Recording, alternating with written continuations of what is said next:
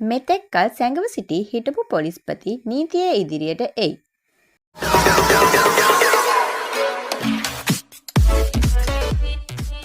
මහින්ද රාජපක්ෂ ඇතුළු රාජපක්ෂලා මුල් වී දියත් කළ 2022 මැයි 9 වෙනි දින මිලේච්ඡ ප්‍රහාරයේදී මැරයන් වෙනුවෙන් ආරක්ෂාව සැපයූ දේශපන්තු තෙන්රකෝන් වෙනුවෙන් විශාල නීතිඥවරු කණ්ඩායමක් පෙනී සිටීහ. ඊයේ 19 වන දා මාතර මහේස්ත්‍රාත් අධිකරණයේ හමුවේ එම නීතිඥවරුන් කණ්ඩායම පෙනී සිටි අතර මහින්ද රාජපක්ෂගේ මූලික අයිතිවාසිකම් පෙත්සමක් විභාගයට ගත් ශ්‍රේෂ්ඨාධිකරණයේ හමුවේ මොහොමඩ් අලි සබ් නීතිඥවරයා සහ ඔහුගේ කනිෂ්ඨ නීතිඥවරුන් පමණක් පෙනී සිටීම විශේෂත්වයකි. මහින්ද රාජපක්ෂට යොදවා තිබූ අතිවිශාල පොලිස් ආරක්ෂාව ඉවත් කිරීම ඔහුගේ මූලික අයිතිවාසිකමක් කඩකිරීමක් බව දක්වමින් මොහොමඩ් අලි සබ් එම මූලික අයිතිවාසිකම් පෙත්සම ඉදිරිපත් කර තිබුණි. ශ්‍රේෂ්ඨාධිකරණය එම පෙත්සම ප්‍රතික්ෂේප කරනු ලැබීය. නීතිඥවරු අපරාධකරුවන් ආරක්ෂා කිරීමට ක්‍රියා කරන බව මෙයට පෙර අවස්ථාවක කිහිපයකදීම දේශපන්තු තෙන්රකෝන් පොලිස්පතිවරයා ලෙසින් ප්‍රකාශ කර තිබුණි.